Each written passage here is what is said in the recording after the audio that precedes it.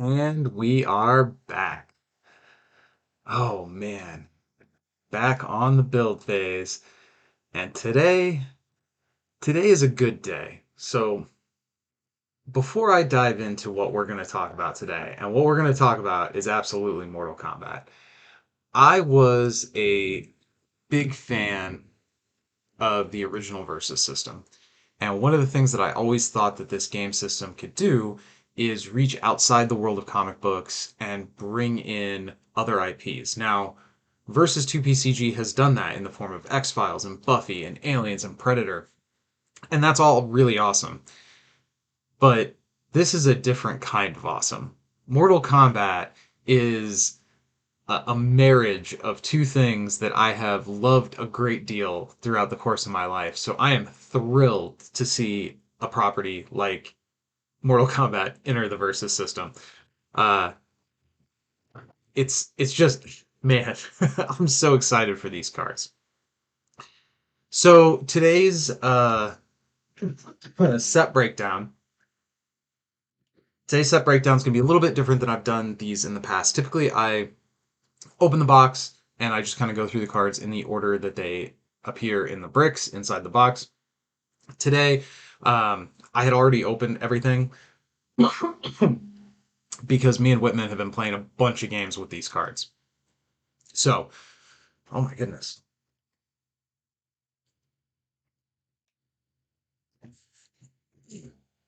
Every time. Okay, so let's get into these cards. So I have these in a little bit more of a curated order than simply in collector number the way they appear in the box. So we're going to start with probably one of the most iconic things from Mortal Kombat. Finish him, the fatalities. That's the most brutal thing. That's the thing that people campaigned against in the 90s. That's the thing that this game series is kind of known for is finish him. Main phase, KO a wounded enemy supporting character. So I've talked about this a little bit before in that you have to have multi-health characters. This is kind of like saying give one of your characters lethal for the turn. Probably. It's got a little more flexibility than that because I could attack into you and get a trade that I think works out really good for me, and then the next turn you play finish him, and now all of a sudden my multi-health dude that I thought I was going to get a swing with again, he's gone. So your opponent will have a little bit of control over how much access you're actually going to get to this. If they're careful in how they declare their attacks and set their characters up, or if their deck simply doesn't have many multi-health characters, you might not ever see use out of this card. But generally speaking, a card that says kill a thing that's wounded, there's going to be some playability for it. There is also, of course, counterplay. The next four cards are just the basic locations for this set. Art-wise, I don't really comment on the art here. Actually, before I go on, I was concerned when this set was announced that because of the subject material, these cards were going to be things that I couldn't play with my kid. Now, I did play the original Mortal Kombat around age, I don't know, 12, 11, somewhere, whenever it came out there in the early 90s. But the original Mortal Kombat is not like Mortal Kombat 11. Oh my goodness, when I saw Mortal Kombat 11, when this announcement was made, I went and bought Mortal Kombat 11 and played through the whole game, like, immediately. And the degree of just gross out, violent, gritty grossness that is in Mortal Kombat 11 was surprising to me as someone who had played Mortal Kombat 1, 2, 3, like a bunch of the other ones. So I was concerned that these cards might not be something that I could play with my kids. That's totally not the case. Like, I think this set does a great job of staying true to a lot of the lore and the themes that are in Mortal Kombat without leaning into the gross out factor, which is good because while Mortal Kombat is not an all ages game, Versus kind of is. And this might not be a set that's for everybody, but I like the idea that if a kid's playing Versus or someone who doesn't want to see like really I'm not going to describe it, but some really intense stuff. If somebody doesn't want to see that kind of violence, but they do want to play versus, you shouldn't be able to foist shocking imagery on somebody else at the card table. So I really like how they handled it, even if the words Mortal Kombat do sometimes are evocative of like more violent imagery than what we got on the cards. Mechanically, within the game of Versus, this is a card I am not running this as a 4 of, even with the main characters that have finish him interactions. just because you don't always get the opportunity to play it. So I like it more at a 2 or a 3, but your mileage may vary. It may depend on your play partner too. If your opponent is somebody who really likes multi-health characters, especially in a casual setting, well, maybe then you go up to 4 health for these. So next we're going to talk about the locations. They're not a lot to say about locations other than these are all uniquely named. The art is fine. They chose areas within the Mortal Kombat lore that I think makes sense to have assigned as locations. So the Cyber Lin Kuei Assembly, the Khan's Arena. This was a cool fight within the game of Mortal Kombat. Playing through this part, I really liked. Uh, am I going to get this right? The Tarkatan War Camp. I like that they leaned in on spelling camp with a K. That makes me smile. The Shirai Ryu Fire Garden. I'm not sure I got that one right. All right, so let's dive into talking about the bad guys. So, spoiler alert, I like a lot of these cards. Aaron Black. So this is a Netherrealm affiliated 1 cost 2/2/1 with range. He has Mercenary and Quick Draw. So he can team attack with any main character, and when he's range attacking, he can't be hit back. We've seen a Mercenary ranged 1-drop in Illustrated Universe do quite well in the form of Hawkins. I feel like Aaron Black kind of fits into that as well. If ranged team attacking is something that you're interested in, particularly if your main character has ranged or has range, this is a guy to consider. 2/2/1 is, I mean, it's a whatever stat block. It's not terrible. Probably given how the rest of this card is set up, making him like a 3/1 would have been a little more appealing, but I see where he's coming from. The quick draw makes him a little stickier than he probably has any right to be, and Mercenary is just a good team keyword, especially if your main character cares a lot about attacking or getting stuns for its level of condition. Next up, we have Collector, Netherrealm affiliated 1/1/1. Collector of Tribute. At the end of each enemy player's recruit step, they may pay Collector 1 recruit point, otherwise put 3+1/+1 counters on him. I love this guy. Like, both of these choices suck. Do you want to waste a recruit point paying this 1-drop, or do you want the 1-drop to grow to the size of a 2 or a 3?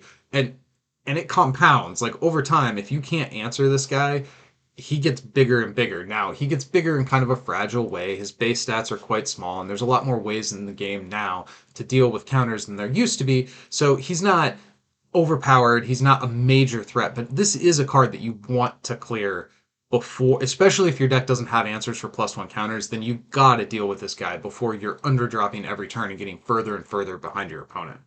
I think Collector's quite good. I like this guy a lot.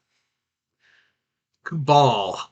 So Cabal is a 3/1/2 with range, superhuman speed, pay a green, put a +1/+1 counter on Cabal, and he has stealth this turn. So he becomes a 4/2 who can get to the back row. Reminder, stealth is only melee attack, so it kind of puts him in a position where he can do both types of attacks well. I think your deck probably wants to be on greens already, and this is like maybe a backup place to throw the greens if you have an embarrassment of riches in that area.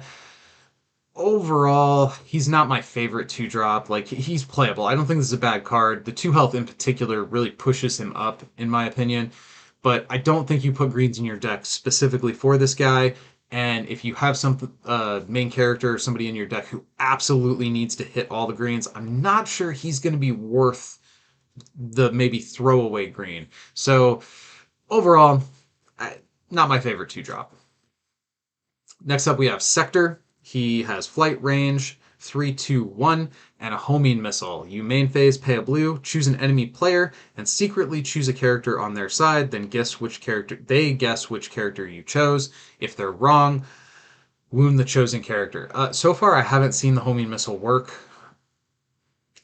Versus a lot of times, we're just not building that big of boards. A lot of characters only have 1 health. Even characters that have 2, there's finish him, there's lethal, there's other ways in the environment to take down multi-health characters.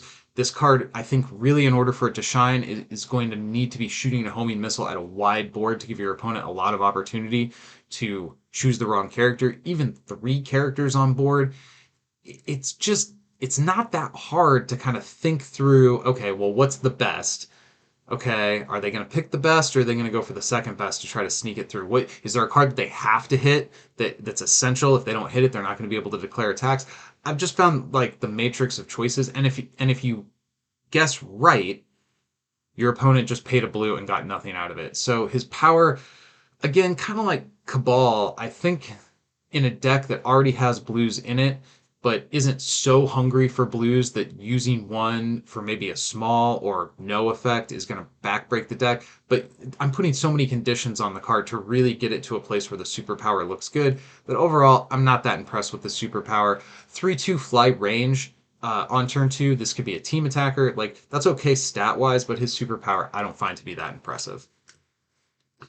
Devora. Now, this is an interesting card, and one of the things I really wanted out of a Devora card, having played through the video game, coming to these cards, I really wanted some kind of representation of her bug power to like pop out, and they did give me that. So she's a 3 cost. I'm just these guys are all Nether Realm until I get to the guys that aren't Nether Realm. Okay, I'm not gonna say that every time. He's a 3 cost, 2/4/1. Enemy characters lose and can't gain range. That power is really good. That power is awesome. And that alone is probably the reason you put this card in your deck. If you want to be able to shoot your guns at the opponent and not let them clip your guys back, this is the kind of thing that you run. If you're afraid, if all your characters are melee focused and you really don't want to be lawnmowered by a bunch of people shooting range and not being able to trade, this is a place where she can really shine. Turning off the opponent's ability to have access to range is a really big deal. I've seen nullifiers drop down into play specifically to hit flight or hit range. So that's a really good keyword. The 2/4/1 stat block, it's a little on the defensive side. By turn three, your opponent may very well have characters that can stun through that, but maybe you hide her in the back row. So I like her stats. I don't think she needs to be an attacker. Having a bigger defense so you can defend the insect swarm keyword, I think, is exactly the right way to go with this character. Mother Bug. So does this live up to my expectations? Pay a yellow, any combat. When Devora gets KO'd, you put a 1/3 Devora supporting character token onto your side with flight and 1 health. So you get a 3/1 flyer at the cost of one of your yellows. Thematically, I like it, but so again, this is another one of those where I don't think this is good enough that you're going to put yellows into your deck for that power. And if you are in a deck that's running yellows, what other things want access to the yellows? Maybe having this little pop out character that slows your opponent down. It's just one more speed bump that they have to get through. Maybe that added layer of defensiveness is good enough for some decks, especially decks that want to be really hyper defensive and focus on making sure that you stop the enemy making efficient attacks. So I can see it finding its home in a competitive deck, but I think most of the time, if you're playing this card, the reason you're playing it is for that insect swarm keyword, either because you're afraid of range or because you have a lot of rage and you want to be able to value trade off of it. I'm really glad that they put the bug pop out power on this card. So kitchen table, casual games, perfect. Competitive, I'm a little more lukewarm on that one. It has not performed as well. Next up, we have the 3 cost Kano. Now, this is Kano with the stars on his name because the story of Mortal Kombat 11 involves some time travel elements. So there's Kano in like the now time of Mortal Kombat 11, and then there's this Kano, which I think is his version from Mortal Kombat 3, maybe, but it's one of the previous Mortal Kombat games, and he's been time traveled, and so he's not exactly the same as Kano in the now times. He is a 5/5/1 with range. 3 costs, 5/5 is pretty good. A lot of times when we see characters that have 5 attack on turn 3, their defense value is pretty bad. So this guy, it's not amazing. It's not like game breaking on either side. He's not like super defensive or super attack, but he's got like a solid like B level of attack and defense all on one character for the 3 cost. That feels pretty strong, honestly. He can team attack with any character because of his elite mercenary, which 5 added onto any team attack feels pretty strong.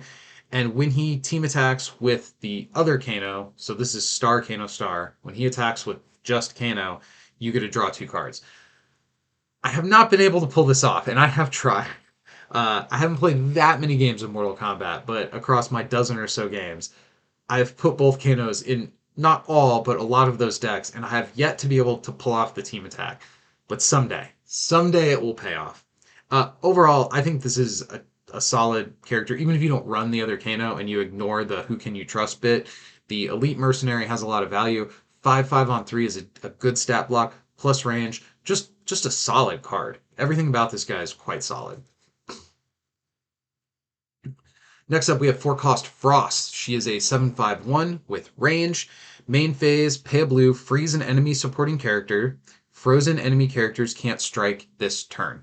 So this is kind of an expensive way to lock somebody down. There are cheaper ways in the game to get the freeze effect off. 1-cost Iceman is probably the most famous of them. And there are other characters throughout the curve that have a pay a resource, freeze a character thing. The benefit here is you get to freeze the supporting character with no condition. You don't have to be in combat. You don't have to be attacking them. You don't have to stun them. None of that stuff. And it can't strike that turn. So you could tactically freeze a character and attack in what would be a typical trade. Now all of a sudden you get a stun and you don't get cracked back because you froze that character. And even if they live, your opponent doesn't get to use them next turn. So this power could say, pay a blue, target enemy character can't strike this turn. Well, Versus wouldn't phrase it that way. They'd say choose a character, it can't strike this turn. Or it can freeze a character and let you completely ignore them. So there's a lot of versatility in how the headcanon works. I think this is a very solid card. 7 attack on turn 4 is fine. The range pushes her a little bit better. Overall, I like this 4-drop. I do think your deck probably needs to be on blue. I could see putting blues in a deck specifically for her, maybe, because that it does feel like a very. I kind of have to see the deck, but I'd probably, if I were to do that. So let's say I have a deck where I'm not on blues, but I really want access to this effect. Probably the way I would grant access to it is I would run the Netherrealm Wild, so it could potentially be used by her, or maybe another Netherrealm character that has kind of a low priority power, like Cabal earlier. So it's like, well, in this game, I drew the Wild plus Cabal, so I'm going to go that way and trust in my stealth attack. This next game, I drew it with Frost, so I'm going to freeze somebody down. So this power is good, but I don't know if it's something you warp your deck around. It's probably not that good. Okay, so Nobe is a little bit of a strange case here. So these are 4 one-of-a-kinds. For anybody not familiar with this, Nobe is Boone backwards, and Sabot is Tobias backwards. So it's Ed Boone and I believe John Tobias were the 2 original like Mortal Kombat guys. So this was kind of like their Easter egg of themselves in the game to some degree. So each of these, there are differences between them. They're all one of a kind. They all have swarm. This one is a 5/5/2 with mobile, so you can move them around during the main phase. I guess they're all 5/5/2s with swarm, one of a kind, Netherrealm. So all that's the same. The only thing that changes is that last power. So assassin, when Nobe stuns an enemy defender, put 2+1 counters on him. You can have any number. So this one only has the swarm and one of a kind as far as keywords, but he gains range. And this one has stealth. So they're all 5/5/2s. I probably I probably don't play these guys unless I'm playing the Nobe Sabot deck. Uh, like they're okay. 4 cost, but you can get a 5/5 for 3 costs with this guy. You know what I mean? So they all do kind of interesting things, but probably the reason you're playing these is because you're specifically playing the Nobe deck, and that's probably the home they belong in. I have not felt like Nobe has been that great of a performer outside of that specific deck. But I do like him. I like the cards because I like the character. Scarlet, 5 cost, 5/5. So there's a real theme of 5/5s here. We have a 3 cost 5/5, a 4 cost 5/5, and now a 5 cost 5/5. 5/5 gets progressively worse the further up the curve you go, of course. 5/5/3. I do like 3 on the health value, but 5 is hurting, to be honest, at 5. Regenerate, so she can potentially live longer, even though she already has 3 health. And Blood Magic Practitioner. Any combat, pay a red. Scarlet gets +5/+5 for each wound on her. So she could be a 10/10, she could be a 15/15. More often than not, what she actually can be is finished. Having 3 health and a power that keys around health in this particular box feels rough because there is a just a built-in answer that a bunch of main characters not only want to pack anyway, they get extra value. So they get to kill your Scarlet and they get extra value off of it. Now, in a format maybe where there's less lethal or where Finish Him is a card that's kind of fallen out of favor, I could maybe see this being a little bit more useful. She can get work done. There is fun stuff with this card, and thematically it's great. I like that she keys off having wounds. It's just putting her in the same box as a card that very specifically wants to go after multi-health characters and kind of makes it gives easy access to both of these teams to do that. So often I find Scarlet again, in my limited number of games, so often I find Scarlet attacking in for 10, getting the stun, not getting hit back, looking great, and then like next turn she gets attacked and has to stay at 5/5, takes a wound and gets finished, and you just don't get that much value out of her. You have to have the reds. So this, if you're putting this card in your deck, you have to run reds, and you have to run reds in like a not very competitive fashion. Like there can't be 3, 4 other superpowers that rely on reds in the deck for her. If you are putting her in your deck, you've got to make her power work. You have to make her power work. Otherwise, she just dies. So it's hard because I would argue she's not even like a 2 card combo. 1 red isn't good enough. If you want to get your value out of her, you've got to be able to basically pay a red for her every turn, maybe even more than every turn because you might want to do it on the defense as well as on the attack. It's asking a lot. It's cool. It's fun. I do actually like the card, but if I'm in a tournament setting, in a hardcore competitive setting, I think she probably asks a little too much for too little payoff and too many vulnerabilities. But very cool card. I do really like this card. All right, the other Kano. Um, so we just had a bunch of cards in a row with a 5/5 stat block, and then in comes Kano at cost 5, range 12, 6. One, that attack value is perplexing. It is ridiculous to put 12 attack on a 5 drop. The drawback is during each enemy player's build phase, they may pay Kano 5 recruit points, and if they do, they move him to their side. I've done this. If my opponent lets me, sure, I'll steal their 5 drop and then I'll make sure it gets KO'd so they can't take it back and kill something. I, you have to assume that this guy is a come down, kill a thing, and die character. It's fine that he has range. I never want to use range. I do not want this guy to be face up unless I'm attacking a ranged defender. If there's no ranged defenders on the opposing side, he's going in the front row and he's attacking into something that is going to get him stunned back for sure. Now, the problem with him and the other Kano is, well, one, the 3 drop Kano only has 1 health, right? So it's a little harder to keep him around uh, until, man, I lost him, until turn 5 so that you can get the team attack move off. The other problem is if you team attack with these guys, your opponent's going to hit this Kano, and that means this one's going to be face up to be stolen. Is 2 cards worth that? I don't know. The other thing is this guy's attack is so big that do you really need the team attack to make it worth it? Is that just kind of wasting? Like I could attack 2 guys, or I'm choosing to attack 1 and draw 2 cards. Is that good value? I mean, there's certainly going to be times in the game where it's probably correct to do that. And I want to pull this off. I want to make this move work just because I want to.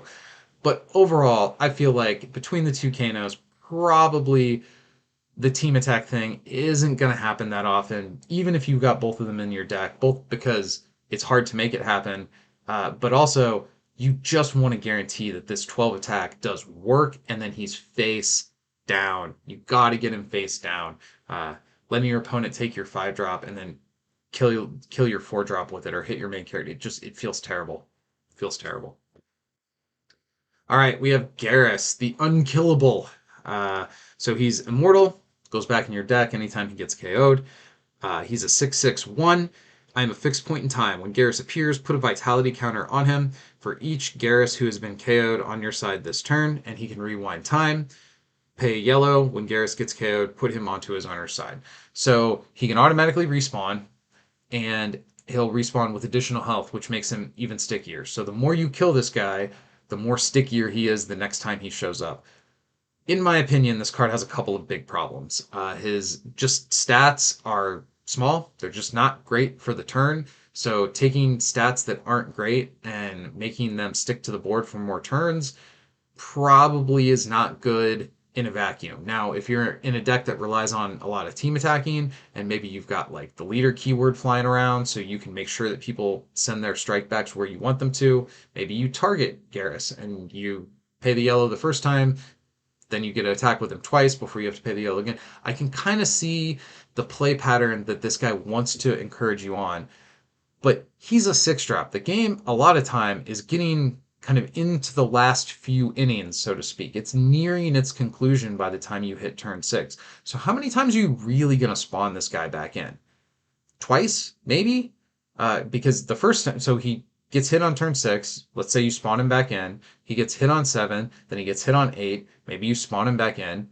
So even in an ideal scenario where you, and maybe that's not an ideal scenario, having your guy get stunned every single turn, but just to get maximum value out of his keyword set, let's assume he gets stunned every turn and you keep respawning him.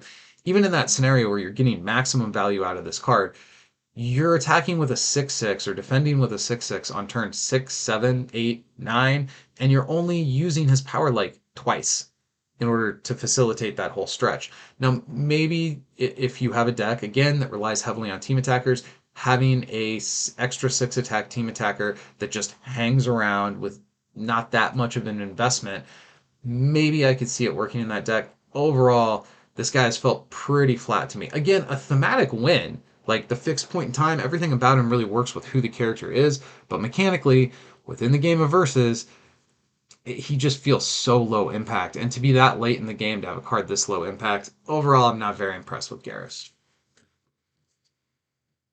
Now this six drop I like a lot more. So Shao Kahn has Ferocious, so in melee attack he'll strike first, which is or melee combat he'll strike first, which is awesome. He's a 7/7/2. A little bit of softness on the stats there. A six drop with 7/7 stats feels a little weak to me, but you can pay it green, and when an enemy supporting character gets KO'd this turn, put 3/1 counters on Shao Kahn. So if you can set this up so that on turn 6 you play this guy out, you pay the green in your main phase, then you play finish him. Now he's a 10/10 with 2 health. And maybe he attacks and KOs another dude, so now he's a 13/13. So this guy can get out of control like really fast, especially if so let's say you play your Shao Kahn, and I've got a board with a bunch of targets. I've been underdropping. I've got like a swarm deck.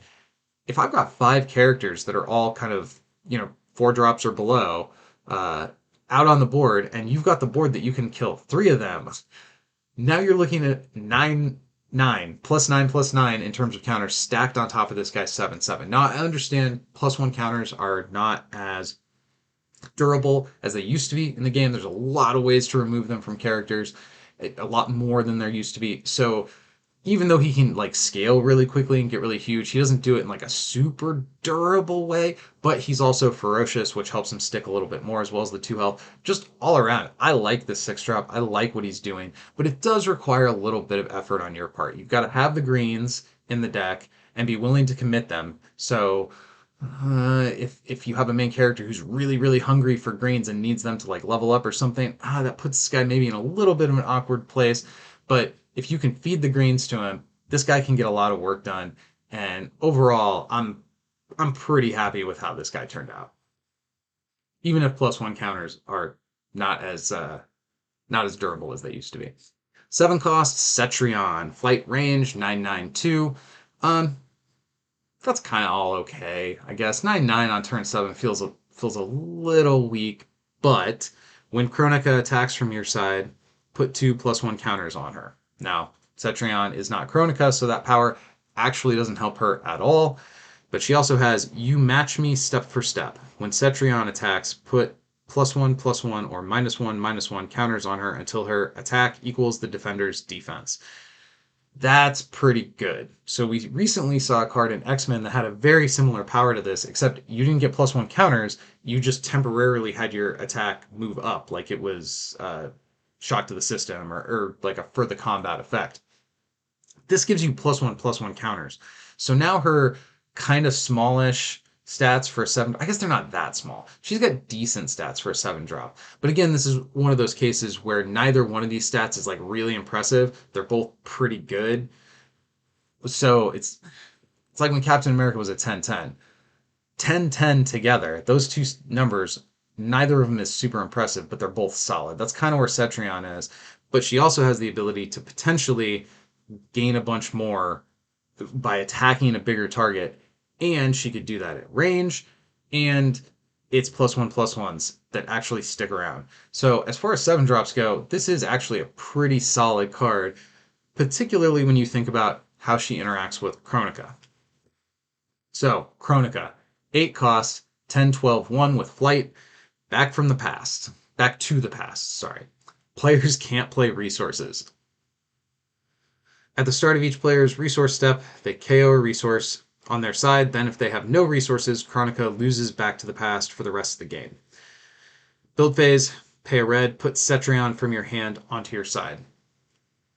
So even if you can't get Cetrion to stick before you play Chronica, and you start KOing resources, you can still get your 7 drop out who buffs herself and Chronica when they attack. These two cards are absolutely like a game finisher. This is, I like this. I really like seeing a card that comes down on turn 8 and does something interesting, and it is shutting the door. This is a game ending effect. Unlike Dark Phoenix, which is a game breaking, a game fun extracting event. This is a game ending event. I like this card a great deal. Cheating this thing out and starting to chip away at your opponent's resources is like that's gonna be a thing. You're gonna need to be prepared for those kinds of decks. Even if you don't want to play them yourself, you're gonna absolutely have to. They're in the environment for sure. Moving into Netherrealm plot twists, we have Fight. Choose an enemy player. They choose a face-up character on their side. Then you choose a face-up character on your side, and the characters strike each other. It is not that hard to set up pretty ideal circumstances for using this. Because it's a main phase, you can declare some attacks, clear up cards that maybe you don't want to enter into a strike exchange using the fight card, get them face down, then target the main character. You can use this to get past blockers. You can use this to. This card is very good. Yes, sometimes you have to get stunned back when you play this card, but it lets you cheat so many things. Again, you can. It's flight, it's range. Sometimes it means that your opponent. It just. This is a very good card. This is a very, very good card. Especially if you build your deck with characters with really big attacks. It disgusting. Crushing Blow. Any combat. If this is a melee combat, choose a character on your side in the combat, and it strikes with double its attack this combat. Uh, I'm a little less impressed with this one. I thought it was going to be better initially, but doubling your strike feels. There's sometimes where it feels really good. There are times where this works great, and you can do it on the defense as well, so it can turn into a best offense, or it can be like a savage beatdown. It's got that it's got that flexibility. The issue I've run into is once your opponent kind of has the idea that you're playing this, if they've got ranged guys, it makes it a lot harder to find the opportunity to fit this card in. So I might not run this one as a 4 of in my plot twist. I've been doing like 3, doing 2. When it's good, it looks so good, but I've had games where it just rots in my hand too. Overall, though, I do think if you're on this team, this is a very playable plot twist, depending upon the meta.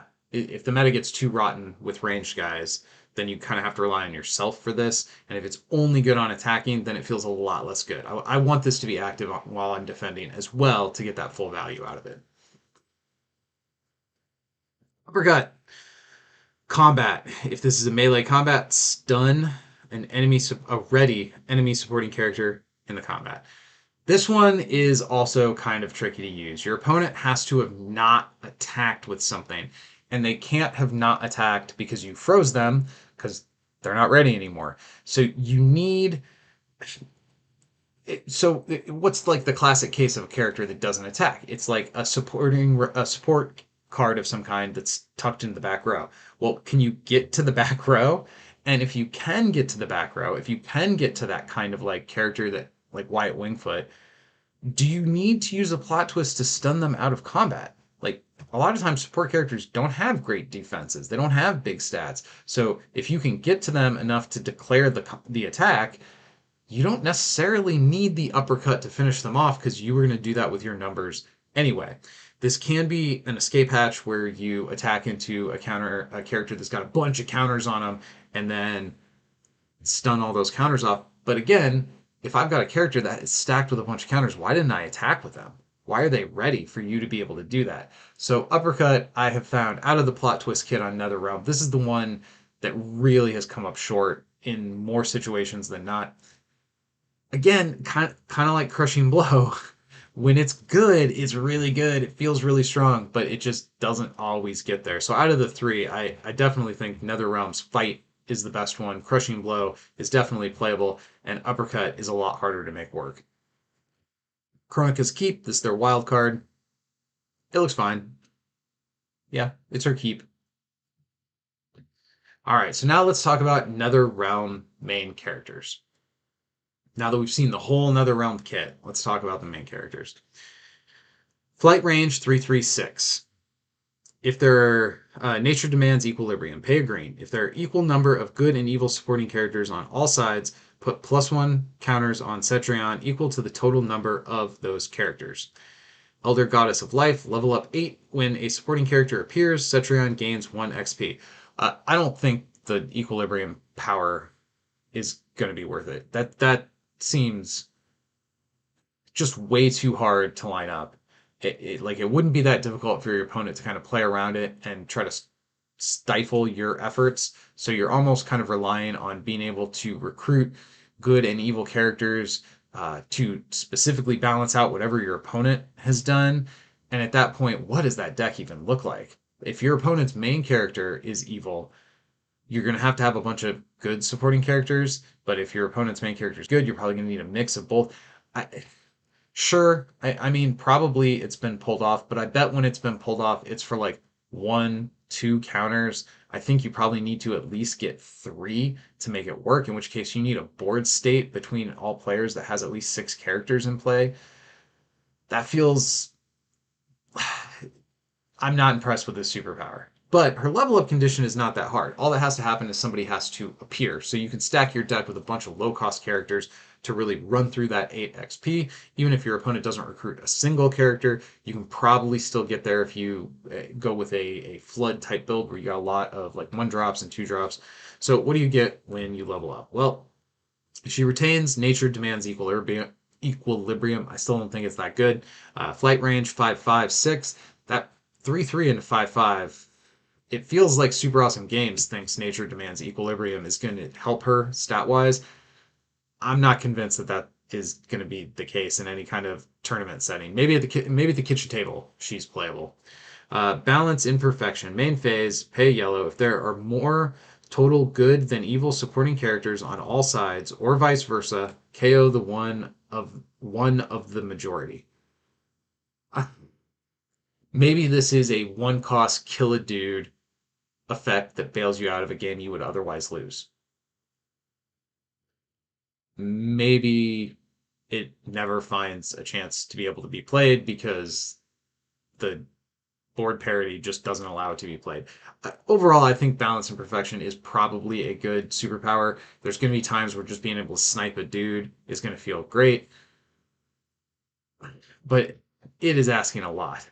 It's asking a lot of you. You know, when we've just seen cards like Zorn and the ability to disperse things, this feels similar, but it's narrower in what it's allowed to target, and the setup to be able to target what you want could be difficult. And that comes back to how do you even build a deck for this?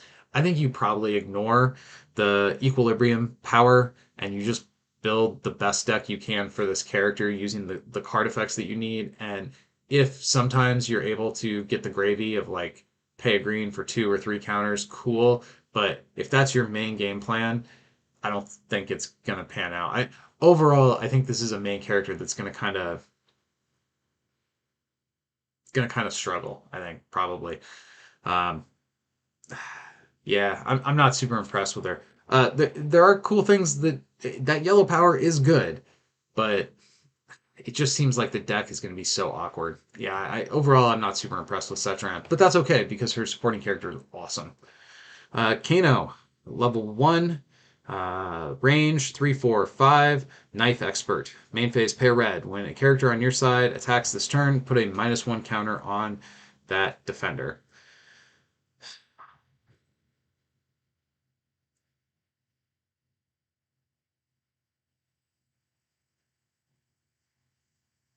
That's just not good enough. When a character on your side attacks, Kano gains 1 XP. He needs 8 because he loves a brawl. Uh, if you build with enough low cost characters in your deck, getting that 8 XP is not going to be that hard. So I do think he's very levelable. That knife expert thing, I don't know. Yeah. Uh, level 2, he retains it, but he can now amplify it for more -1 counters. Still kind of feels a little weak to me. His stat buff gets up to 6/7, which is a much more respectable stat line, and he retains range. And he gets Friendship. When an enemy supporting character gets KO'd by Finish Him, you may put it onto your side. If you do, KO it at the start of your next turn. So we've already seen card effects like Servant Crown and Jean Grey that steal your opponent's characters. It can be pretty devastating. It is a strong effect to be able to do that. You not only take their like best dude, but then you can use it against them. That feels that feels pretty strong. I have to assume that the character comes into play ready because you put it onto your side. It would be terrible because it does get KO'd by Finish Him, and then you put it on your side. Yeah. So I'm assuming you get to attack with the character. I have not really thought that through yet. I haven't played with this guy yet, mainly because I think Knife Expert looks pretty unimpressive. Overall, yeah, he's gonna level up, but I don't know. He's probably okay. I'm sure I'll get around to playing him at the kitchen table at some point. I'm very skeptical. Honestly, all of the main characters that require you to or give you added bonus off finish him, I'm a little skeptical about their chances at the tournament table. Chronica Flight 337. Definitely like 7. Definitely like 7 health. Usher in a new era. Build phase, pay a blue, search your deck for another realm supporting character, reveal it, and put it into your hand. That's awesome. Keeper of Time. When an enemy supporting character gets stunned, Chronica gains an XP. Um, that can be difficult to do depending upon what your opponent's choosing to do. You could see them hiding their supporting characters in the back. Yeah, she's a flyer, but if their MC can fly, maybe you can't get to him. This stat block is not that impressive, especially if you need to scrap and actually get things stunned. 5 XP though is not that much, so I think her level up is pretty reasonable. At level 2, the new era has arrived. Build phase, pay a blue, search your deck for another realm character, reveal it, put it into your hand. If Chronica paid for this power with Chronica's Keep, you may put that character onto your side instead. Either mode of that is very good. Obviously, being able to use the wild card to pay the blue and get a 8 cost character out for free feels amazing. That's much better than just paying a blue and getting a card into your hand. For example, I pay a blue, get a card into my hand, which I then have to pay to recruit, or I pay a blue, get the card into play, and then I get to do my recruit. So it's much better if you can use Chronica's Keep for this ability, but either mode is still good. Search is a scant resource in this game, and it's good. She also has Restart History. Pay a red and a yellow, KO each supporting character. Then each player shuffles their KO pile back into their deck. Chronica can only use this power once per game. Uh, with her level 2 stats being 5/5, it seems unlikely that she can use this and eliminate all the supporting characters and then actually get in there and attack herself. Fortunately, she can do this during the build, and then potentially, if she has Chronica's Keep, play it, pay that, get a character for free out of the deck, and then use her recruit step to pay another thing. So she can kill all your stuff and then have 2 things. If you have 4 locations, but you can do that, and if you do that, you probably win the game. If you're doing restart history to just kind of bail out and you don't have the follow-up play to be able to recruit stuff behind it, that's probably not good enough. But with 7 health, it seems like she's going to give you enough of a clock that you're going to be able to have the turns necessary to look for all those locations and pull off this big, annoying, gross combo. So, okay, yeah, seems kind of reasonable to me. Other than her stats, like the 3-3-7, the seven's fine, but that 3-3 at level 1, oof, oof. Um, there is probably a little pressure to not spend the blues on Usher in the new era because you're going to want to be able to do them here. This is going to be a really location hungry main character, but yeah, she seems cool. I like her. Nope, Sabot. Now this guy, I like this guy, but he has such an Achilles heel. Well, let's read him. Okay, 555. Okay. Shadow Clones, reaction, pay a blue. When Nob Sabot gets powered up this turn with a Nob Sabot supporting character, you may put that character from your KO pile onto your side. That's awesome. Level up 1, when Nob Sabot gets powered up, he gains an XP. So, even if you don't have the blue, you have to hit a power up in order to level up. And there's only 4 of them in the deck. You can't use Call because this is photographic. That's rough. And if you are using the power up, you want the blue to be able to get that extra value out of it. What do you get to pay off? So he's still a 555, which 555 on level 1 is cool. 555 on level 2 is a little bit less cool, but Shadow Clones, so he still can pay a blue, and then when he drops a power up, throw that card into play. Now this can be ridiculous. This can be turn your main character into a 9/9 and play 4 characters for free on turn 1. It can be totally ridiculous like that. That I've not seen that happen yet. But 1 blue plus all 4 supporting characters, and this is like a game-winning turn 1 play. Fatality. Oh, and he can amplify it. So if he discards the blue, he gets 4+1 counters at level 2, as opposed to it's just crazy. Fatality. Double Trouble. When an enemy supporting character gets KO'd by finish him, search your deck and KO pile for a Nob Sabot supporting character, reveal it, and put it into your hand. So his whole thing feeds into itself. His level up is totally reasonable, but it's also pretty random. You have to find those characters, and if you can't find a power up, you do just die. Like 5/5 is good on turn 1, it's decent on turn 2, and it starts to fall apart by turn 3. So if you haven't found a single power up by turn 3, turn 4, you probably lost the game. Is this guy going to be competitively viable?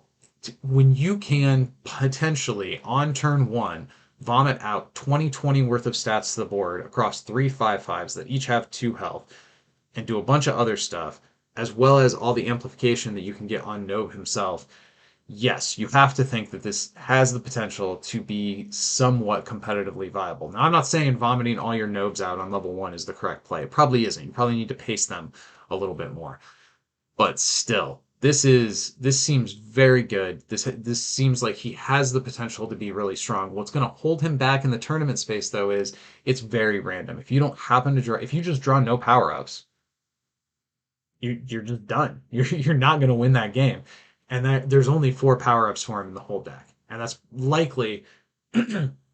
Unless they give us a card like Call in the photographic universe, and I'm a little skeptical that they will, since cards like Baby Groot already exist in the photographic universe.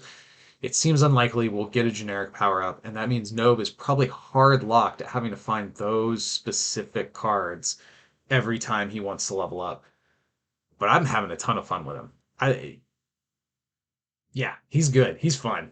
Uh, is he good enough? Is he consistent enough to be a tournament contender? I think maybe. Yeah, I think maybe. Again, I have to caveat it because there are those games where you just don't see the power ups, and that feels terrible, and it makes it feel like he has no business at the tournament table. But that hasn't happened enough times that I feel like it totally makes the deck fall flat. Okay, Shao Kahn. He is a 4/3/6, has Taunt, main phase, pay yellow, point at a supporting character, laugh wickedly, and choose one. Either Humiliate, which means Shao Kahn strikes that character, or Ridicule, which makes the character passive. That power sucks. It is so annoying. But you got to keep the train of yellows going. You pretty much want to be able to use Taunt every single turn. So Once you've used Humiliate and Ridicule once each, he levels up. That's a very doable level up condition, but it is, you're looking at 8 if you run 4 yellows and 4 wilds. So there are going to be some games where he might not get that level up till turn 3, turn 4, and with only 3 defense, he starts to get beat up pretty quickly.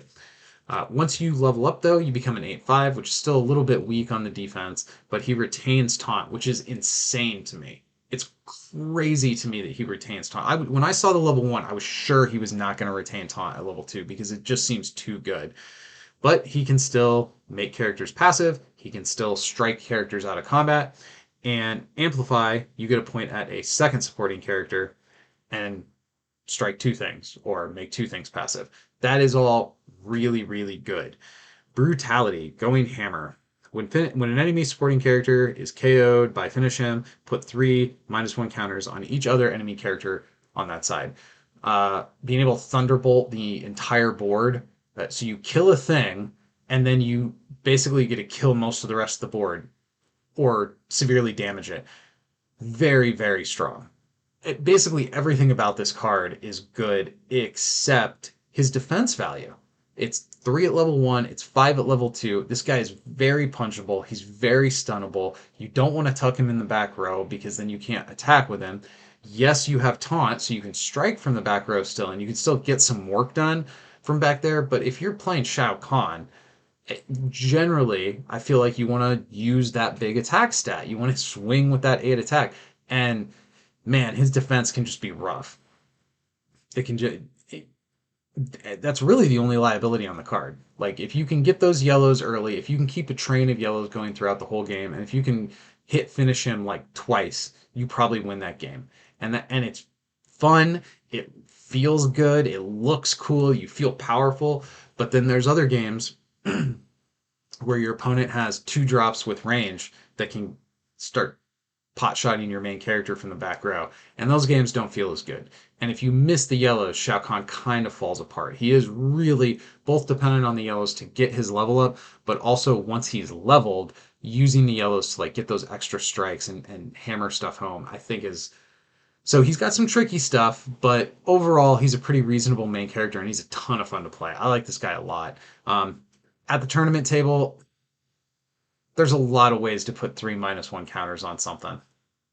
And he has 3 defense. I don't know. I he probably this is probably his liabilities are not the kind of liabilities I like to take to the tournament table, but I could see somebody making a reasonable deck with him. Like he seems like he has potential to me. All right, moving into the good guys. So all these good guys are Earthrealm. I'm not going to say Earthrealm every single time. We're going to start with Baraka. He is a 3/1/2 with Ferocious. This 1-drop is awesome.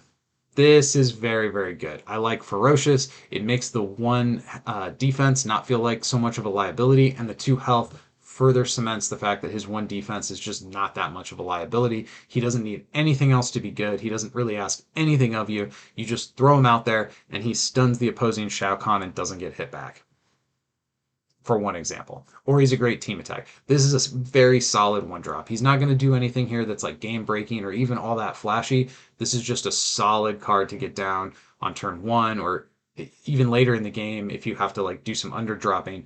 3 Ferocious never feels bad. 6 Ferocious feels even better across his 2 lives. And if it's late game, people probably don't prioritize hitting little old Baraka. Now he is vulnerable to like -1 counters, and there's a lot of ways to put those out there. But you also don't have to invest that much in him to get that value out. If you go to attack with this guy twice for 1, that's amazing value. If you get 2 stuns with your 1-drop, and it doesn't need anything else, it doesn't need you to like pay a green like for Charlie or anything like that, I feel very good about this card. I like this 1-drop a lot. Jackie Briggs, 1 cost, range 2/2/2, and she has tough. She's fine.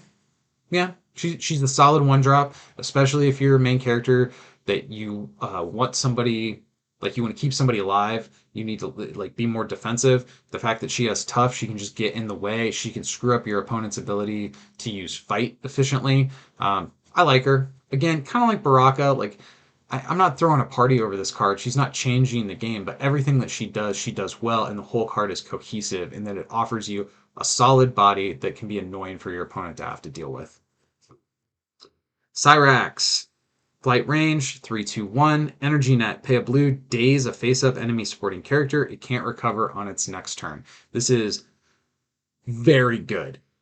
This is a card that is a solid body for a 2-drop, 3 attack with flight and range. Feels decent. I mean, that by itself is not something that I would write home about necessarily, but the energy net power. We saw a very similar power on a 3-drop, I think in 2019 in the form of Paladin, but he had to enter combat. I think he even had to get the stun in order to affect the lockdown. This allows you to just lock a character down and ignore them for a couple turns. That's ridiculous. That's almost worth putting blues in your deck for, and this is a 2-drop. So this is an excellent tech inclusion that can really disrupt what your opponent's trying to do, even if you play him late game. So let's say I play this guy in turn 7. Okay, I just lock down your 7-drop and I don't have to think about him for 2 turns. Maybe you're dead in 2 turns. I like Cyrax a lot. I like this guy a lot. Jax, 2 cost, 2/4/2 with tough and bionic arms. Combat, pig green. He gets +4/+4. Uh, it's fine. The tough is good. The stat block is okay. I feel like his superpower kind of is a little bit at odds with his range. Like you kind of want him to be in melee combat, but maybe you get that like range attacker. He picks off some little guys early, and then on like turn 3 or 4, you move him up front and pay the green to get the big buff and swing him for 6 attack. He's fine. Yeah, this is a solid playable 2-drop. It kind of reminds me of Primeval Hunter in some ways. Like, yeah, he doesn't have the stealth, but he can get big, he can get some work done, relies on greens, sticky. Yeah, I like Jax. Jade. So this is maybe one of the most defensive cards we've seen so far. I think cards like Danger and Herbie have kind of taught us how preventing your opponent from attacking where they want to attack is a really strong effect. So Jade being a 3-cost 3/6/1 with Safeguard and Dodge. So she can't be range attacked. You have to enter combat with her. Now her attack isn't that scary, but her defense is maybe even going to necessitate a team attack early in the game. And with Safeguard, you have to come after her first before you can attack anybody else in her row. So if your opponent has a bunch of people with range and they don't have any melee attackers, then they got to start putting those people up in the front row. They got to start moving those supposedly safe range attackers out of the back row to try to deal with Jade before they can start taking those pot shots at the rest of your characters. She's solid. I'm a little less excited. Like, I'm a lot more excited. I'm a lot more excited. Gosh. Excuse me. I'm a lot more excited about a card like Baraka in the 1 slot. But they kind of fill a similar space where they are doing a utility thing, and Jade is just a little bit more passive. But as we get into the Earth Realm main characters, there are going to be some characters that really want to be defensive and be passive until they hit the turn where they can turn and attack. I think she fits right into that. There's definitely on-team main characters who want an effect like her. So overall, not like my favorite card. Like, oh, hey, here's a thing that's hard for you to deal with. A little bit reactive, but it's fine. It fills a good role on this team. Kung Lao. So this guy is a 3/3 with range. I like the idea of throwing his razor hat. He also has martial artist, so if he's in melee combat, he becomes a 5/5. He has stealth, which feels pretty good, and mobile, so you can move him up front, attack to hit somebody for 5/5, and then hide him in the back. Or you can range attack safely and then throw him up front to make it difficult for your opponents to attack through him, although probably the former is the more likely scenario. Um, his printed stats are a little anemic for turn 3, but the fact that he's got martial artist kind of helps that. 3/5/5 is a decent stat block, and the mobile helps. Like overall, I like what's going on with this card. I find myself repeating this a lot through a lot of the Earthrealm curve. Is these are cards that are just solid. They don't have major liabilities. They're not doing anything that's like new and unique and off the wall and that really blows my mind. But they're not doing anything that kind of makes me give them the stink eye either. Like all these cards are just basically solid. Well, I shouldn't say all, but a lot of these Earthrealm curve cards are just they're just solid cards. And honestly, I like that approach, especially with a box like Mortal Kombat, assuming that we're going to be seeing new people come in because of the IP, that we're going to be having to like turn down the dial on the number of questions people have to answer. The experience of telling people that the Fantastic Four was a great jumping on point for new players and then seeing how wild some of the stuff in that box was, I don't want to repeat that again. So if this set was intended to bring new players in, and I think it is, I think it's intended to appeal to Mortal Kombat fans, this is a great place to maybe not throw the wackiest, weirdest mechanics. And I think Kung Lao, Jade, Baraka, all of these cards kind of exemplify that like Civil War vein of deck building. Kung Lao's a solid card. I like him. Cassie Cage, 4 costs, range 4/7/1. Once per game when she's defending, when you could take an action in combat, you can cancel the combat and Cassie gets flight for the rest of the game. So she basically has 2 health. That's really what this is. Once per game, when she would otherwise get KO'd, you hop onto your BLB 118 combat drone escape and fly away. I'm gonna say the same thing. This is solid. 4 attack on turn 4 is a little bit weak, but 7 defense is good. Like 4 mana 7/7 is sort of my like. I talk about that too much. Range feels solid, and the ability to just fog and attack. That's that's good. So maybe your opponent doesn't have the ability to make 2 7 value attacks on their turn 4, or potentially even their turn 3, depending upon uh, turn flow. So that could put you in the position where jumping on the drone fully stops your opponent from attacking anything else, and just they have to say pass. That's pretty solid. Now, as far as attacking, yeah, she's not going to be proactive. This is a speed bump card. This is a slow your opponent down card, and in that silo of utility, she's pretty good at it. Katana, 4 costs, 3/8/1 with leader and fan lift. Choose an enemy character without flight, and it gains flight and loses all of its other powers this turn. I mean, the theme is off the chain. Like, for real, like the fan lift, I can see in my head the tornado lifting the guy up, going whoa, whoa, whoa, whoa, and then you move in and hit him with that uppercut. Like it's straight out of the game. Is it that good? I don't know. I mean, there are some cards that care whether your opponent has flight. I guess probably the thing to think about this more is you're paying a red for a one-term Cosmo style effect. You're removing all their powers. That's the important words on here. The flight is a little bit of extra flavor. Maybe there's some added value there if you have a card that you can attack with that has like aerial superiority or whatever it is that makes it so characters with flight can't strike back or can't strike. Uh, is it aerial superiority? I can't remember. So that can happen, but I don't think that's what matters here. The reason you're running this, in my opinion, is this is a photographic universe nullifier. This is a photographic universe Cosmo. You put this in your deck so that you have the ability to, on an important turn, pay a red, wipe somebody's powers. I guess the fact that they put the flight on there, mechanically, it kind of prevents you from being able to just scoot over the top of something. You still have to deal with that blocker. So it doesn't let you get a flying blocker out of the way, but it does everything else in terms of power neutralization. Leader, whatever. I I think that's sure. There's going to be situations where making somebody attack into her 8 defense instead of sending their attack into whoever she team attacked with, that's probably more stunnable than 8 defense. Yes, there are going to be times where it's going to be useful. That's not why you're playing this card. Like leader is gravy. She's in here because there's something in the format that you want to be able to pay a red and turn off, whatever that something is. Kotal Khan. 7/5/2, cost 5. Godray, green, pay a green, wounded enemy supporting character, and heal a wound from Kotal Khan. This is very good. This sets up your finish ins. This eliminates problematic characters. This gives him functionally more than 2 health. 7 attack on turn 5 is fine. 5 defense on turn 5 is pretty weak, but whatever. You kind of want him to get wounded anyway, so you put him in the front, you attack, you stun something, you take a wound. Hope your opponent doesn't have finish him in hand.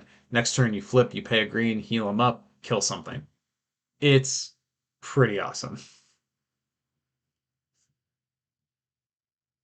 Oh, apparently Whitman at school noticed that I was live. Hello, Whitman and Miss Cully. You should be learning, buddy. Moving on to Sonya Blade. Okay, so we've got a 5 cost, 5/8 ranged Earth Realm affiliated character. Special Forces Commander, pay a yellow, choose another character on your side to get Stealth or Sniper. So Stealth and Sniper kind of mirror each other. They do the same thing. They let you ignore all the blockers in the front row. Sniper lets you range attack into the opponent's back row, and melee lets you, or Stealth lets you melee attack into the opponent's back row.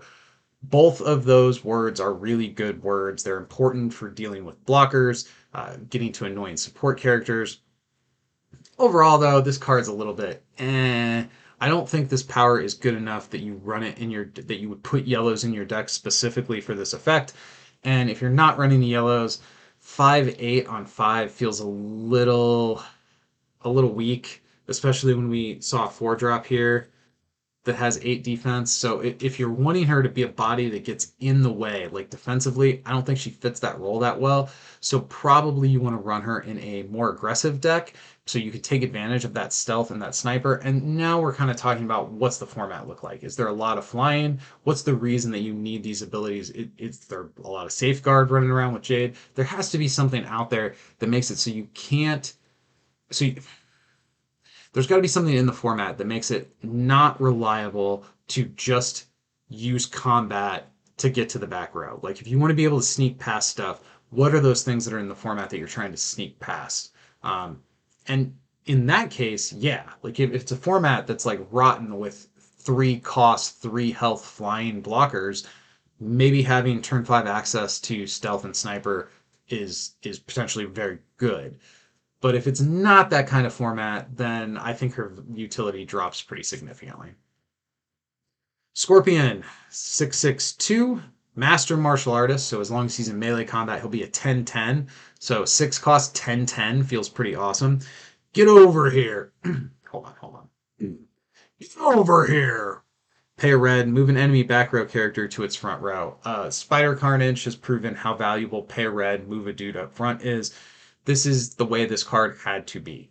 Uh, he's not super flashy, great utility card, perfect theme, absolute bullseye, exactly what this guy needed to be to represent this character as a sporting character. He's gonna see play. There's gonna be decks that he fits into. Yanking a guy up into the front row is very important. That helps a lot of decks, especially aggro decks. This could be like a top end finisher in a heavily aggressive deck, just because he can make sure that main character is up front where we can hit him. Uh, Sort of the sister card. The other side of the coin is Sub Zero. 6 cost 662. Also has Master Martial Artist, so is also a 10/10 while in melee combat. And does what he had to do, which is pay a blue and freeze a guy. I can't say that Super Awesome Games gets points for creativity on either Scorpion or Sub Zero, but they did it right. They did exactly what they had to do with these characters. These characters had to be these cards. They had to have these effects. They had to have Master Martial Artists. This is perfect game design. If kind of boring. I mean, it's fine. Like both of these guys are going to see play. If your deck has access to reds, you run Scorpion. If your deck has access to blues, you run Sub Zero. Um, Scorpion's a little more aggressive. Sub Zero's a little more defensive. Like they're just opposite sides of the same coin, and they're so iconic to the Mortal Kombat universe that like they just needed to be the way that they are. Perfect, actually. 10 out of 10 game design. Even if I'm saying they're a little boring, still perfect design on those cards. Liu Kang. So, if you guys remember back when I did my prediction video and I talked about some of the things that had to make it into this set, one of them I said, I believe, was Bicycle Kick. Liu Kang, he is a 7 cost, 3/14 with range and 1 health. Bicycle Kick. Liu Kang strikes any number of times while in melee combat. I love it. I love it. I love it. I love it. He's susceptible to range, sure, but I strike 100 times. Do 300 damage to you. I can hear his little like kicking legs. Perfect. Also, Grand Champion in Mortal Kombat, Liu Kang can't be stunned while in solo combat. So dealing with him as a blocker is going to be tough. It's going to be real tough. So there's got to be team attacks, or he has to be part of a team attack to make himself vulnerable, essentially. Uh, Excellent. I love this card. Love him a lot. His base stats, admittedly, are kind of weird, but his powers totally balance out that weirdness. I love everything about Liu Kang. Raiden, 8 cost, 13, 10, 2, air superiority. Characters with flight can't strike radiant. That's what it is, not aerial. Air superiority. Thunder God, any combat, pay a yellow, wound an enemy character in the combat without flight. Uh, Having to attack him. So I think you almost only use Thunder God defensively. You wait until your opponent attacks with somebody who can't fly, and then you throw that yellow from hand and make them feel sad in their heart parts. It would feel pretty bad to attack with Raiden into something and then have to rely on the yellow to drop a wound on that character. I guess if it's a multi-health character, you could multi-wound them in one attack, potentially eliminate a two-health character all at once. So there are places where that could be used, but I think the reason you're probably playing this guy, if you're playing this guy, is he's big, he's beefy, he's going to come down and start cracking heads. Uh, or there's an or there, but we'll get to it in a minute. Moving on to the plot twist. Choose your destiny. When your main character attacks this turn, put a +1/+1 counter on it. When it stuns a defender in solo combat this turn, you may ready it. You may ready it. You may ready it. So your main character attacks, gets bigger, kills the dude, and is like, this reminds me very much of the Buffy deck where you had the Chosen One plot twist that could ready Buffy or search for a Buffy. I'm a huge fan of being able to attack more than once with the same character. So you attack, you kill something, and then you kill something again. I like this plot twist a lot. Early in the game, maybe the +1/+1 is worth it. There are going to be times where you guys are both level 1, and maybe getting the two attacks with the main character, your main character, allows you to kind of take control of the board. Late in the game, you can use this to kind of clean up. I like this plot twist a lot, assuming your main character can fight.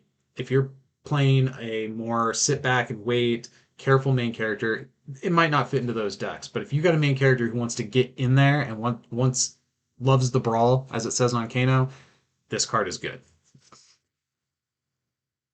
Flawless victory. Choose an unwounded character on your side in the combat. It can't be struck this combat. Uh, you just use this to keep wounds off your main character early, potentially retain a powerful supporting character late throughout the whole course of the game. This card has some utility. It can be a little bit difficult to balance if you're running a lot of multi-health characters and there's kind of wounds flying around everywhere, but this has been a very strong performer for me in a variety of different decks. I like this card a lot. Leg sweep. If this is a melee combat, exhaust and wound a ready enemy supporting character in this combat. So I talked before about how it can be awkward to set up the situation where you're attacking into a ready character that just isn't. If your opponent has like a good target, if they have a juicy threat out on the board, why aren't they attacking with it? And if they're not attacking with it because it's like frozen or something like that, well then this doesn't work because that card isn't ready. So yes, when this hits and you get to just wound something and then maybe wound it again and like kill off a 2 health character all in one, that feels really good. Like you attack with Baraka, your 1-drop into something, and then wound it twice. Like that's cool, but it's got to be ready, and that doesn't happen as often as I would want it to. Like versus is a game where you play stuff and you use it. If this was like Magic, where things had summoning sickness, you play it out, has to sit there and do nothing for a turn. These cards that would check to see if the defender's ready would be a lot more valuable.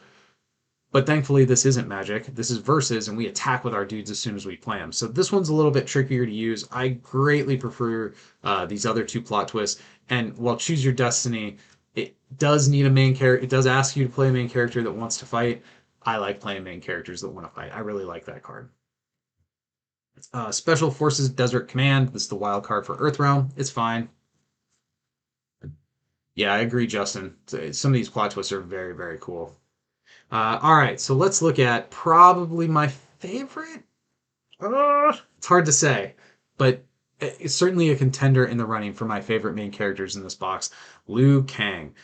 So Liu Kang is a 4/4/5 with range, and he has dodge, so he can't be range attack, and he has martial artist, so he's actually going to be a 6/6 once he's in combat. It's your destiny. When Raiden appears on your side, remove him from the game, and Liu Kang gains 1 XP. So, if you remember, we just talked about Raiden, and he is an 8 cost character. So, in order to level up Liu Kang, you have to survive until turn 8. Or, yes, there's rampy things that you can do within Photographic Universe now. I have not played with so far. I've just played with Mortal Kombat cards in the Mortal Kombat box. Me and Wit each have our own 200 card set, and we're just building out of those. Once I branch out and start putting things like TVA into a Liu Kang deck, I think it's probably going to be really disgusting. But even just within the silo of the Mortal Kombat box, surviving until turn 8 off 5 health is not that hard. I can do it pretty consistently, actually. And when he levels up, he goes up to 7 health, which is awesome. He has flight and range. He's a 12/12. He has Master Martial Artist, so he's going to be 16/16 anytime he's in melee combat. He gains air superiority, so he can't be hit by characters that have flight. Kind of plays in with Katana, which makes sense considering their relationship within the lore. And Thunder God, pay a yellow, wound an enemy character in the combat without flight. Now, when I talked about Raiden, I talked about kind of the drawback of Thunder God. You have to enter combat with the character. Is that where you want to be to commit a yellow to add a wound to this character? I can see that maybe not being the best use of your yellows. Although, again, there are going to be times where wound acceleration is absolutely worth paying the yellow. We saw with the 8 cost Thanos where you paid a green and you could accelerate a wound or multiple wounds on face down characters. So there is something to be said for that. But I think that's the least important. The Thunder God part is the least important part of this card. He's a 12/12. He's 7 defense. He has Master Martial Artist. He has air superiority. Everything about that is very strong. And the gravy on top is that he has a little bit of wound acceleration built in. This guy is ridiculous. Now, it is kind of difficult to get there, and there are things like Fox Mulder, who, if they get that down on 7, can pay yellow, search your deck for your Raidens, and just make sure you're never able to level up ever. And you probably lose those games. So there is some fragility to what Liu Kang wants to do, but I like everything. I think this is going to be competitively viable. Again, there are some pretty serious ways that you can mess up him being able to do stuff, especially with some of that D plus stuff that messes with what you can and can't recruit. So in the games where you can't recruit Raiden, you probably just lose. But you build your deck defensively, you make it really hard for your opponent to get wounds onto your main character, and you live till turn 8, and then you get to just start smashing faces and playing Choose Your Destiny and attacking with your incredibly giant, chonky beef stick of a main character multiple times. I love it. He's very good. Raiden 2/5/6 with Flight, Protector of Earthrealm. Pay yellow, search your deck for a Earthrealm supporting character, reveal it, put it in your hand. Very good. I talked about search with the Netherrealm search card. Search and versus is good. I wish we had more of it, but we don't. So when we see it, it's always very highly valued. When an enemy main character gets stunned, Raiden gains an XP. That can be a problem. There are matchups where it can be really hard to get early wounds on the main character, especially if they're building hyper defensively. So sometimes his level up can stall a little bit, but generally speaking, it's a pretty reasonable level up condition. He only has to do it 3 times. If he doesn't do it early enough, you can end up in some trouble. Like, that's true. At level 2, summon Earthrealm's champions. Search your deck for a Earthrealm supporting character card. Reveal it, put it in your hand. If it was paid for with a special Forces Desert command, you can put that character onto your side instead. So that's familiar with what we've seen from the Netherrealm. There's a way to not only search out a thing, but get it out to the board without having to spend recruit points on it. Obviously very strong. His stats are a 5/8/6. Not the strongest stats on a level 2, but not bad. Huh. And he gains Electric Fly. Main phase, pay a blue. If Raiden is ready and in your back row, Exhaust him and move him to your front row. Then move an enemy front row supporting character to their back row and wound it. So, flying across the stage, slamming into a dude, dealing them a wound out of combat. The moving the guy into the back feels a little rough because how do you finish him off? I guess you have to have other flyers, that, or maybe there isn't anything else in the front row. But I could see there being a little bit of sequencing issues there, where it's like, okay, I want that wound acceleration, but if I push this guy to the back, I can't attack him anymore. But if I attack him, then he'll be face down, and I won't be able to push him to the back. So I could see there being some awkward plays there. But overall, I like pretty much everything Raiden does. Really, his only like weakness to me is he can get boxed out. I wish his stats were a little more aggressive at level 1 because he needs those stuns. Only having 2 attack at level 1, sometimes he can get froze out of the game by not being able, if you don't draw the supporting characters to help you get those stuns on the main character early, sometimes you just flounder in the mid game. Fortunately, Protector of the Earth Realm, as long as you're getting yellows, even if you're not drawing the characters you need, you can still generally find them. Scorpion, 436, get over here, pay a red, move a character from the back row to the front row, of course. I Am Vengeance. Level up 2 when an exhausted enemy character gets KO'd on your turn. Scorpion gains an XP. Uh, that is pretty reasonable, but there can be times where your opponent is attacking with their main character and not attacking with their supporting characters. And if your hand is awkward and you can't present threats that they have to attack into, you can end up in a situation where your opponent really can make it hard for you to ever make attacks that get you experience. I've seen him get froze out of gaining any experience until like turn 4, and by that point, 4-3 is not good enough on the stats. I will say his get over here kind of helps with that, because if there's an exhausted guy in the back, you pull him up front. Level 2, he is 7-6, so that's a pretty decent stat bump. Get over here, still has it, does the same thing, or he can amplify it, and if he amplifies it, it makes the character immobile. So you pull that main character up front, and then you nail their feet to the floor, and they have to be in the front row at the end of next turn. That can absolutely be a win the game move right there, basically guaranteeing you 2 attacks that are going to go through. He also gains Fatality. You're next. When an enemy supporting character gets KO'd by finish him, you may wound an enemy supporting character. Out of all of the Fatality finish him things, this one feels real strong. Shao Kahn had a strong one. Being able to just stack a wound on another character, as far as finishing moves that push you towards winning the game, man, of course Shao Kahn, he gets -3 on everybody, so he can put down 2, 3 wounds, 4 wounds, depending upon how much health your characters have, or how much defense they have, and how much health they have. Immobile is just for the next turn, Justin. It's not for the whole game. It's just for that next turn. So it basically guarantees you 2 turns in a row. So by discarding the red, it's almost like paying for get over here 2 turns in a row, but you're only paying for it once, basically. Yeah, Scorpion's fine. He's playable. This strikes me as the kind of card that's really going to be attractive to that kind of turn right, aggressive player who doesn't want to deal with having to heal or having to think about all these different. They just want to turn right and stack wounds. And yeah, that's what Scorpion should be. Sonya Blade. All right. 165 with range. Energy rings. Put 3 -1 counters on an enemy character that Sonya could attack. We know that this power is good. We've seen the lightning strike do work across lots of other characters.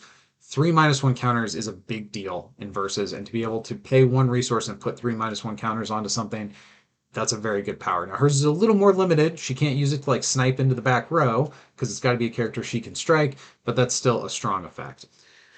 An officer, not a gentleman. Level up 2. At the end of your turn, if there's more enemy characters, if there's an enemy character with more remaining health than Sonya, she gains 1 XP. Sorry, I read that poorly.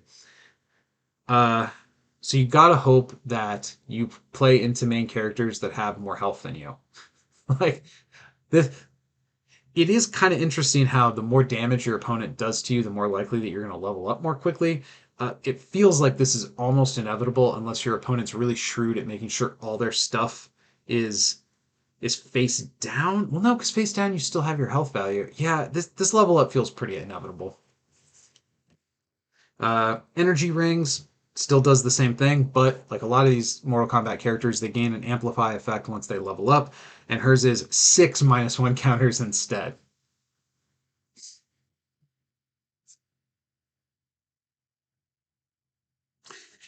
Yeah, Justin, it doesn't say next formation step, but it says immobile on its next turn. So uh, read just a little bit earlier in the card than where you're reading. It's not in the reminder text, it's in the amplify text on Scorpion.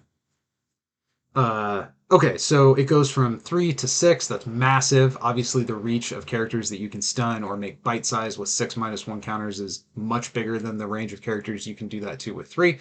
So that's very significant. But again, Amplify is a big deal too, because it does take a whole card out of your hand. So it's not sitting in the row producing resource points for you for the rest of the game. So that is something to think about. Uh, she also has Friendship, Fetch, Good Drone. When an enemy character gets KO'd by finish him, draw 3 cards. I mean, drawing 3 cards is really good. Is it good enough that you're going to put finish him in your deck for that effect? I don't know. I don't know about that. At 410, she's probably not getting out there and doing a lot of like proactive attacking. But given how energy rings works, her range is actually like her effective attack is going to be more like 7 to 10 based on how many -1 counters you put on stuff with energy rings. So I think that 4 attack is maybe a little bit deceptive. It's actually going to functionally feel a little bigger than 4 based on how her superpowers work. I'm not super impressed with her finishing move though. 3 cards just doesn't. I mean, if you're running finish him anyway, I guess sure. It's hard to look side eye, and actually, it's not even 3 cards because you're paying 1 card and drawing 3, so you're actually getting 2 net cards really because you're going down 1 on card advantage. Yeah, I'm not super impressed with Sonya. I'm sorry to say. Both her supporting character and main character kind of fall a little flat for me. Sub Zero, 3, 4, 6. Icy Blast, pay a blue, freeze a guy, of course. Let Cold be your tune. Level up 4. When Sub Zero attacks, he gains an XP. If the defender is frozen, he gains 2 XP instead. Perfect. Totally fine. Totally, I don't see anything. That's a reasonable effect. It incentivizes you to use his ability. It everything about that is totally acceptable. It can't even if you don't hit the blues, you can still level up because you attack. But if you hit the blues, you level up faster. I like every part of it. I like it. I have the mental image of Sub Zero like sliding on his ice, like accelerating his move towards level 2. Finally, our last card today is the Sub Zero level 2. He is a 6/7/6. He retains Icy Blast, and now he can amplify it, which lets him freeze a second character. Sure, fine. Brutality, off with your head. When an enemy supporting character gets KO'd by finish him, remove it from the game. Search its owner's hand, deck, and KO pile for each character with that name and remove them from the game. That's very strong. The drawback, these long streams start to get to me. The drawback is the card had to already be played. So if I have a big threat and I play it, I'm going to attack or I'm going to do something with it before you have the opportunity to try to finish it off with finishing move. Also, this limits this like removal effect. It has to be cards that have multi health, otherwise they wouldn't be wounded. If they don't have wounds, you can't use finish him. So your opponent might not present like a juicy target. You might not be able to eliminate a whole drop and throw them off because you can't on turn 6 use this to go after their 7 drop because it hasn't well unless they've ramped, but then you have other problems. So this is a very strong effect, but it's limited in some ways where I don't think it's as good as like the Molder effect that lets you excise cards from the game. So that is all of the Mortal Kombat cards.